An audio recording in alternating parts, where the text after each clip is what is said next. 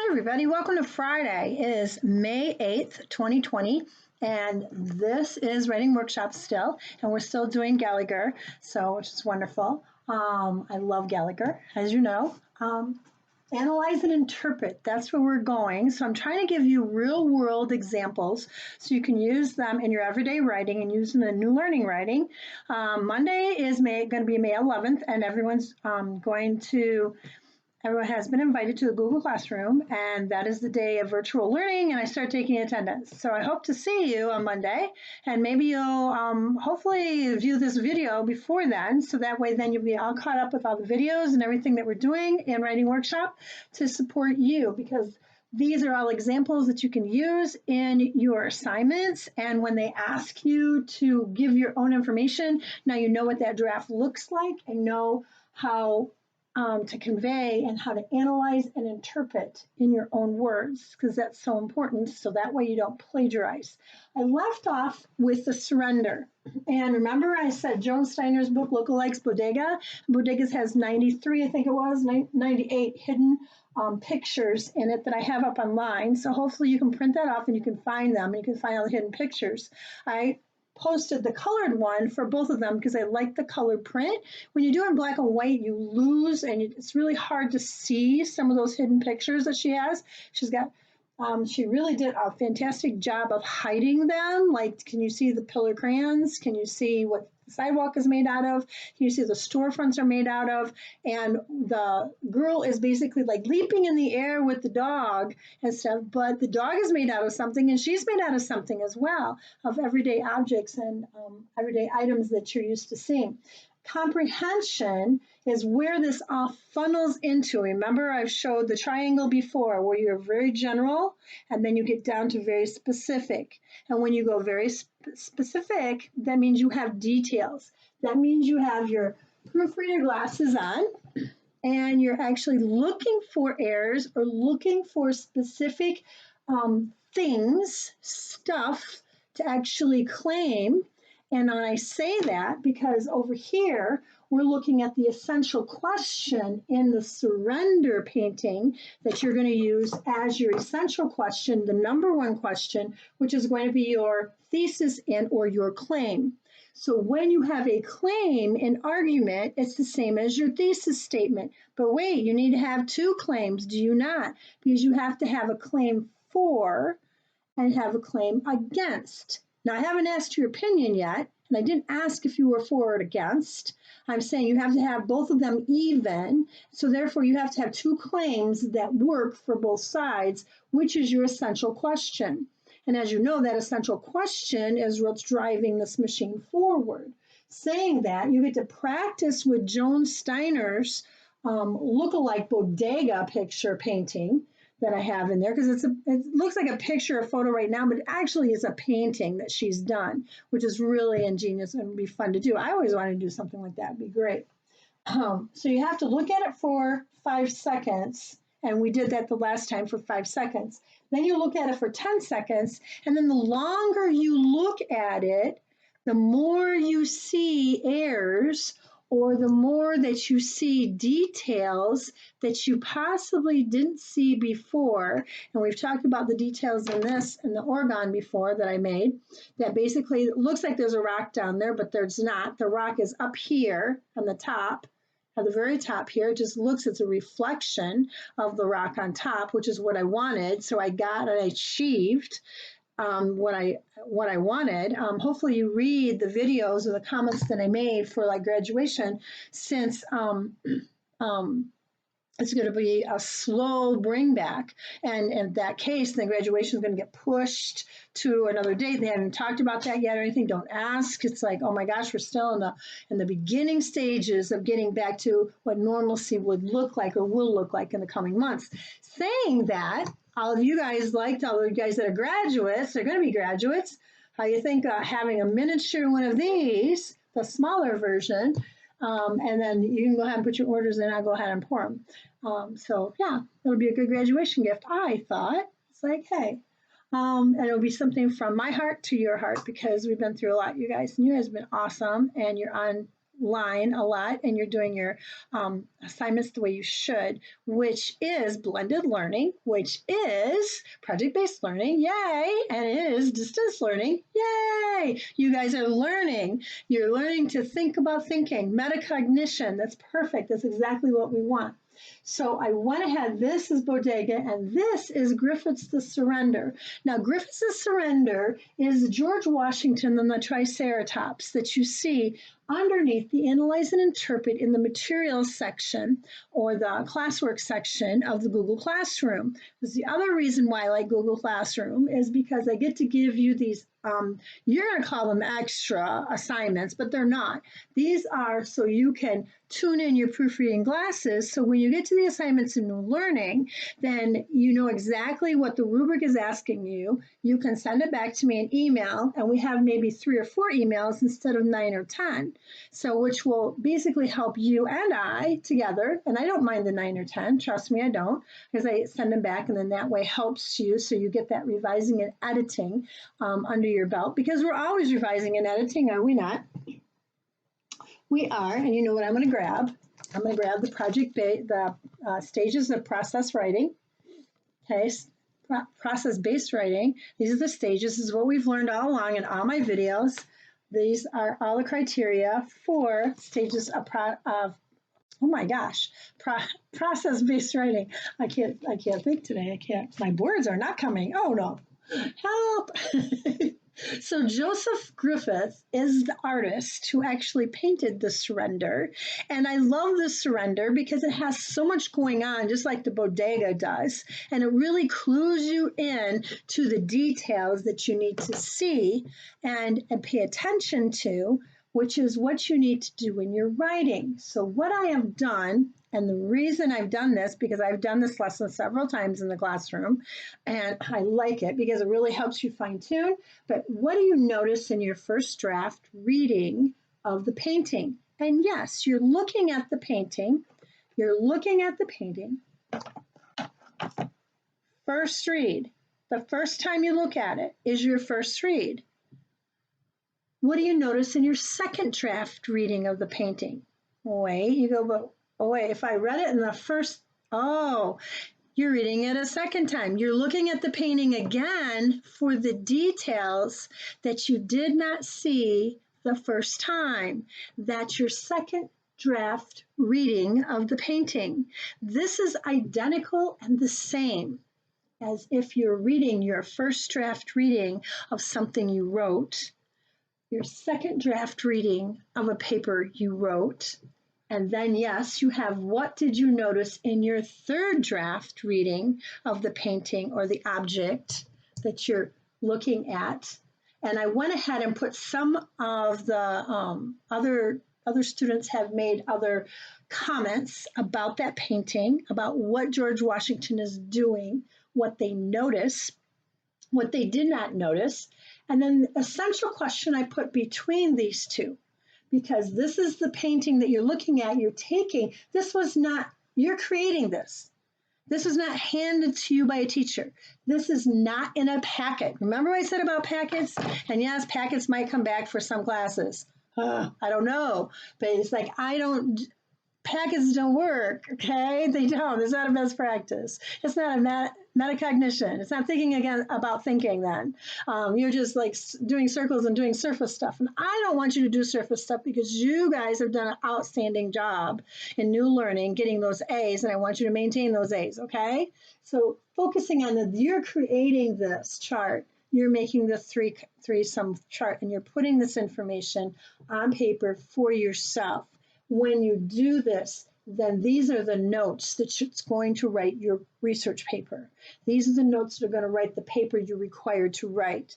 And saying that if you set it up this way and you have your first draft, second draft, third draft, fourth draft, maybe the fifth or sixth or seventh draft, hopefully not, because hopefully you get it by then. And you put your essential questions in the middle here. What does the surrender say? It's a painting, you say, but it doesn't say anything. Sure it does. Paintings always say something. Paintings always speak to the soul. This painting says something. It's going to speak to your soul. There's my other paintings. They're hidden back here. Grab one. This is dark, it's navy blue, but if you look, you have swirls in there and you have circles. This painting is saying something to somebody, okay?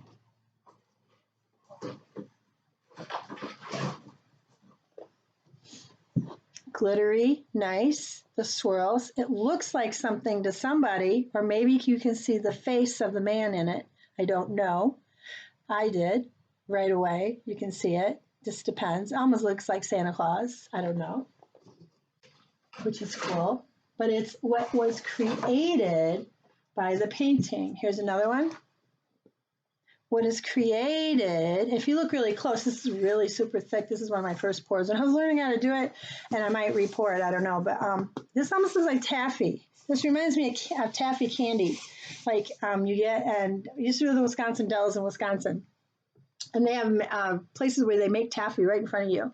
And so you can have the store window. And there's a little bit of yellow streak in here that came through and there's brown and there's some other colors that seeped in. But literally, it looks like, I don't know if you can see it, it looks like a river of taffy, like candy is what it reminds me of. And I love candy taffy.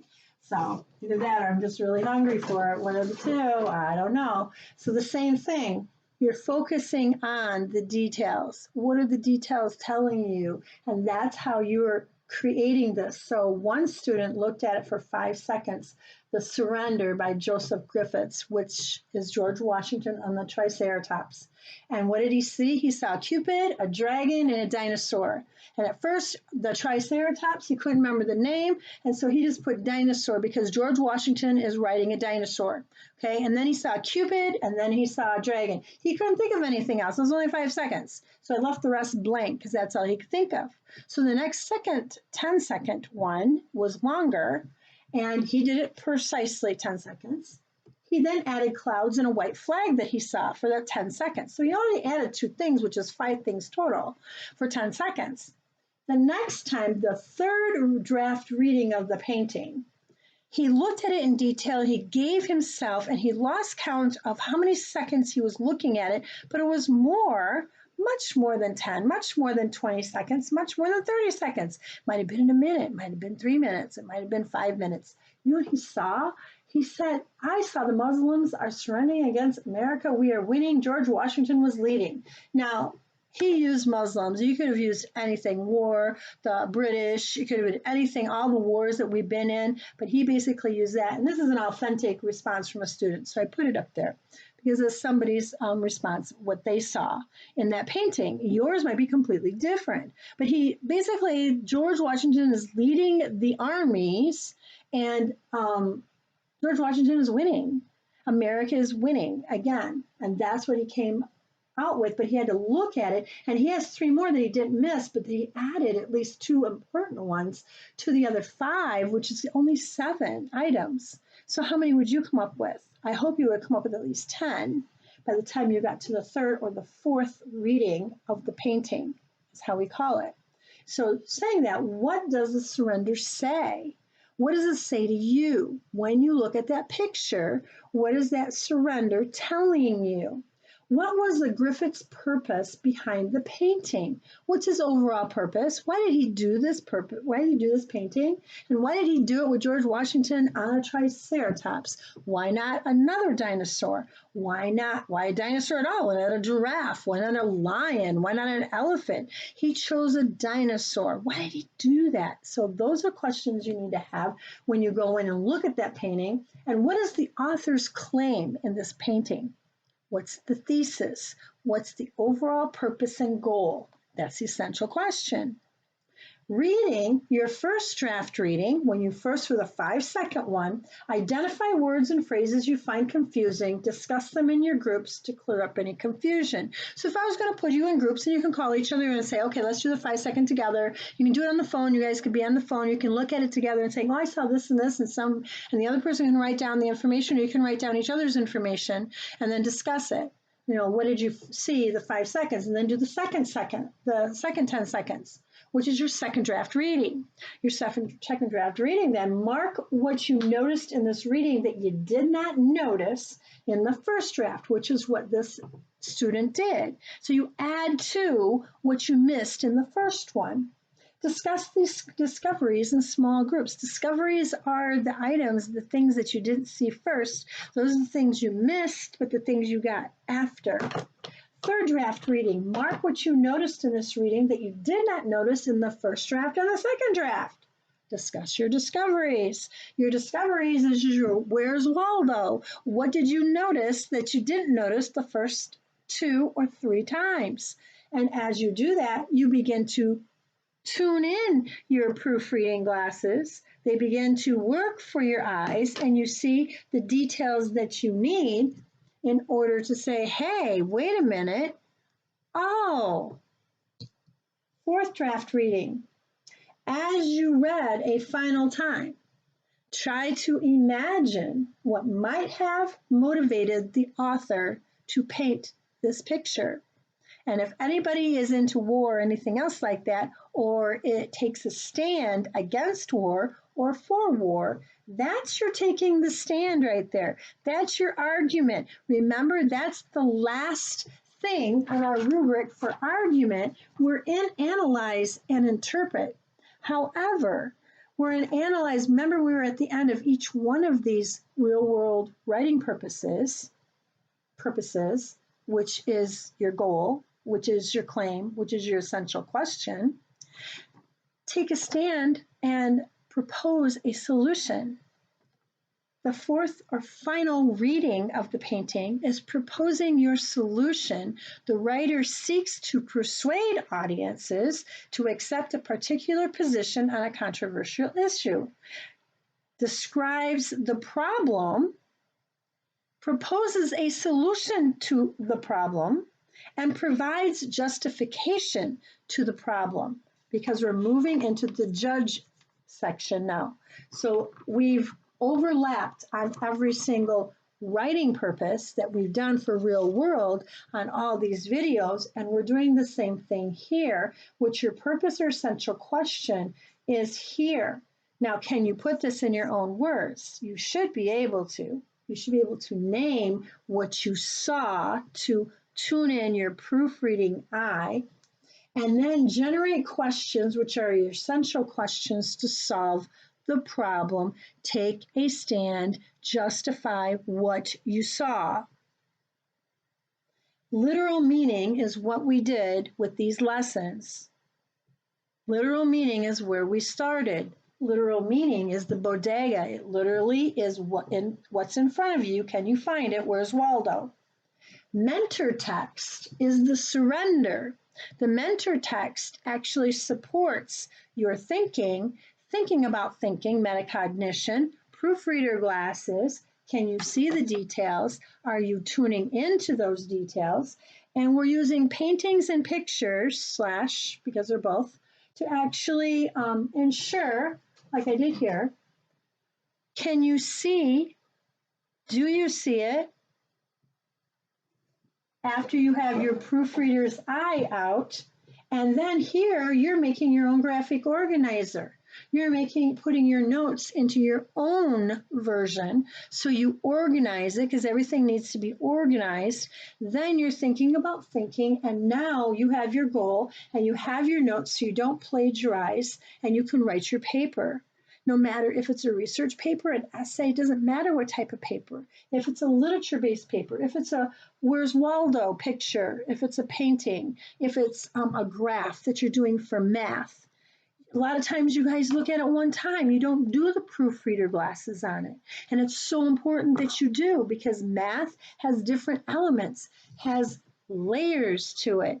Different layers to it that you might not see the first 5 seconds or the first time you do one problem, but you might have to go back over and over again to look at it to make sure you see every little tidbit of it, because you've missed it. And if you miss it, then that's your grade, because your purpose, claim, and essential question goal is your overall earned grade, and we all want to earn that A, right? Why not? That's so important. So saying that, you have to show your thinking. Does my answer make sense? It works in this an HST and high school diploma. It works in reading. It works in literature. It works in math. It works in writing. It works in everything. It works in careers. It works in your trades. It works in all of that. Show your thinking. You start here. You're showing the word. Oops. You're showing the word map here, and it's coming up, and you're following the map to go around to get to the end, which is the prize. But without the arrows and without the boxes, you don't know where to go. Without some of this information, you get lost in the information. You don't see the details, and then you say, oh my gosh, what do I do now? And you start typing random stuff that makes no sense, which is not the real world writing process.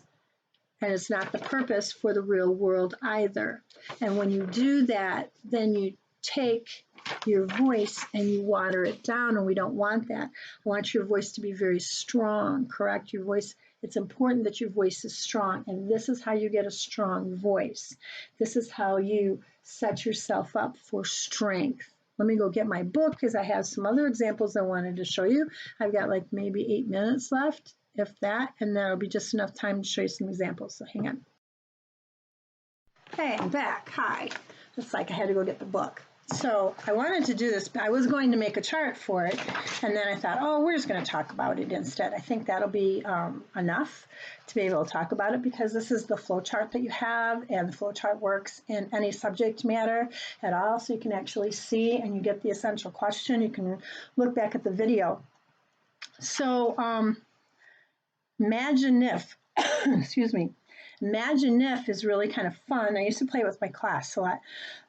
Along with Gallagher, help students develop their analytical and interpretive skills. So this further develops your analysis and your interpretation, because remember, we're using analysis interpretation to take a stand and to take it from just persuasive to true argument. The claim is taking it to true argument. You have to argue both sides. You have to have a claim for both sides. You can't have it for just one-sided, because then that's just your side. You have to have both sides. You have to present it logically. Logos, remember? You didn't think I would come back to that, did you? But I did. And ethos, pathos. So you have to logically have that in place. Okay, and I like imagine if because we do this as kids, and then for some reason we get away from it when we get into high school or older. And I usually, in this time of pandemic and everything, and I'm by myself a lot, so hello, why not?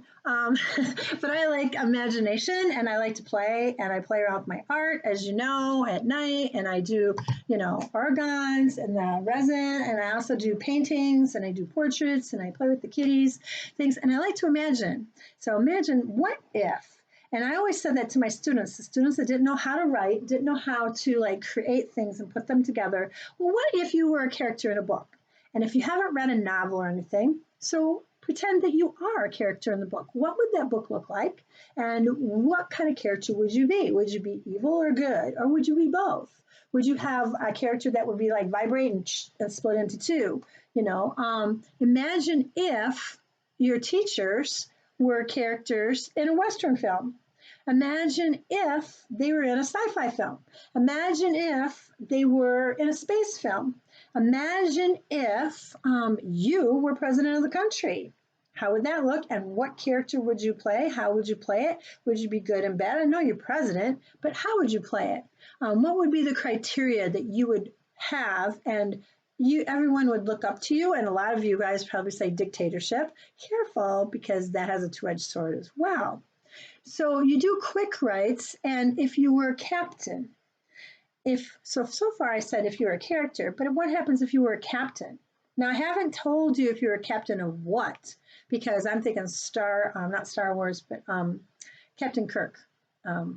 Yeah, Enterprise. You guys know the name of that. I keep thinking Star Wars, and I know that's not it. Captain Jack Sparrow, Captain Crunch. I love Captain Crunch cereal. It's one of my favorite cereals that I eat. Yeah, it's all sugary and everything. I know I shouldn't eat it, but I love it. And it's Captain Crunch. So who is he captain of? Captain Hook. Who is he captain of? And Captain America, one of the superheroes. Who is he captain of? It's like, who you could even use like Batman, or you could use some of the other Marvel characters because I love Marvel. It's really fun. Imagine needed an ideal roommate. Careful, you have to live with them. So, who would be your roommate? Who would put up with everything you do? And you guys experience this when you're on campus at Job Corps because you're in dorms. So, who would be your roommate if you got to pick and choose? And who would be the ideal one? Who would help you out? Who would support you? And what would they do? What would have to be the criteria? Would it be Martha Stewart? Would it be George Clooney? Would it be Bill Gates? Would it be Woody Allen? And you might not even know who he is, but you have to look him up. How about Chewbacca from Star Wars? Imagine if you were a baseball pitch. Would you be a fastball? Would you be a curveball? What about a slider? Do you know where the hands or the fingers have to be on the ball in order to throw a slider? Do you know what a changeup is and how to throw one? What about a screwball or stinker? Oh no, I'm sorry, it's a sinker. Sinkers are stinkers. Hello. What about if you practice aphorisms? Aphorisms are absolute power corrupts absolutely, Lord action. Absolute power corrupts absolutely. Or how about lost time is never found again? Think about that one. If you lose time, do you find it? No. It's never found again. Benjamin Franklin said that. What about nothing great was ever achieved without enthusiasm? And that's Ralph Waldo Emerson. And I like that one because I always like enthusiasm and get up and go. No matter what things look like, you have to just keep plowing forward. Don't take that negative. I always know that there's something better and forge forward, no matter what. The destiny of each truth is to be first ridiculed and then accepted. Who said that? Is Shavastar. Okay. Alfred Tennyson said, "'Tis better to have loved and lost than never to have loved at all," which we all know is true. Love is beautiful. Everybody wants love. And if you get it once in your lifetime, bravo. If you get it twice in your lifetime, excellent. And if you get it thrice or 3 times, you are truly blessed. So, victory is sweetest when you've known defeat. True. Malcolm Forbes. If you always win at everything, you never know defeat and you never know that feeling, even though it's terrible, you still need to experience it because it makes you stronger. It's like if you never go outside, you never know what the outside holds. So, but if you always stay inside and protected, then actually people become weaker, especially if you don't, exercise, do different things. So what's the connection? The connection is the number of books in your house and your chance for success in school. That always determines connection. Another connection is the amount of exercise in your life and the amount of stress in your life. Can you balance it out? Because if you have a lot of stress in your life, you've got to have a lot of exercise so you get rid of that stress. Absolutely, that's important. Your test scores and your physical fitness. Your personality type and your heart health. True. It does go together. Your age when you get married and the chances the marriage will succeed. Well, actually, it's your attitude, not just your age, if it will succeed. So, and then there's another game I like to play with my students. What will happen when? What will happen when or if, and what would have happened if? What would have happened if the Cubs had won the World Series 5 years in a row? Oh my gosh, hello, it would have been awesome. The goat would have died, gone, and yeah. But on second thought is another game I like to play, and I usually do it with Kill a Mockingbird or Bless Me Ultimia when I was teaching high school for a while, and have a central menacing character who threatens the narrator. or have a comical school play that is placed just prior to a violent attack instead. How would you change the novel on second thought? I did that with The Giver when we were creating The Giver, when we were actually writing letters to the author because that's what she wanted. She wanted to know how to finish the Giver movie, and one of my students actually got chosen, and part of her ending is in that movie, which I'm so proud of. I think I mentioned that before, but on second thought, what would you put in the novel? How would you change it? How would you change that plot diagram to rising action, falling action? Would you change it and have another disaster, have another item? How would you do that? Historical event, food, tickets, musicals, politicians? Where would that be? And as my time is up, because I was going to do connect the dots and why do blank behave that way, and jump the shark maybe at a later time. You guys stay safe. I'm looking forward to Monday when I get to see you and everybody will be online. Have a good weekend, and I miss you guys terribly. Okay, keep writing.